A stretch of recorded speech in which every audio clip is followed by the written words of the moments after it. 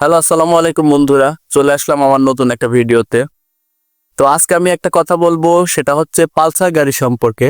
Pulsar যেটা বর্তমানে TikTok, Facebook, ইউটিউবে খুললেই দেখা যায় পালসার গাড়ির টাঙ্কি নিয়ে সমস্যা। তো এই সমস্যা নিয়ে অনেকেই অনেক রকম মন্তব্য করে থাকে। কেউ বলে থাকেন যে গাড়িতে তেল কম রাখলে বা তেলের সমস্যার কারণে এই সমস্যাটা হয়ে থাকে।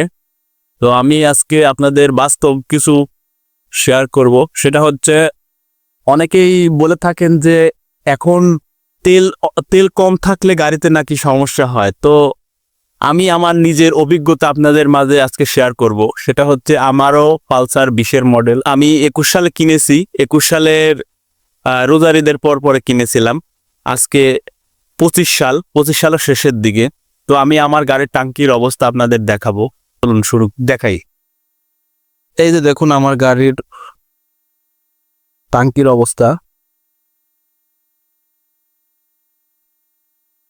এই যে একদম ফ্রেশ, শোরুম থেকে কেনার পরে যেরকম টাঙ্কি থাকে ওই রকমই আছে। একটু জং নেই, কিছু নেই। অনেকের ভুল ধারণা যে ট্যাঙ্কি বোঝাই করে রাখলেই টাঙ্কিতে জং ধরে না। তো আমি আজ থেকে এ পর্যন্ত কিনেছি আমার গাড়ি। তো আমার গাড়ি আজ থেকে কিনেছি এ পর্যন্ত গাড়িতে আমার 5 বছর হয়ে যাচ্ছে। 5 বছরে আমার মনে আছে সর্বোচ্চ একবার 1200 টাকার তেল ভরেছিলাম, আর একবার 1000 টাকার তেল ভরেছিলাম। তো সবসময় আমি আমার গাড়িতে 500 টাকা করে তেল উঠাই, 500, 200। তবে একটা জিনিস কি, গাড়িতে সর্বোচ্চ চেষ্টা করবেন সর্বদা তেল পাম্পে থেকে উঠানোর।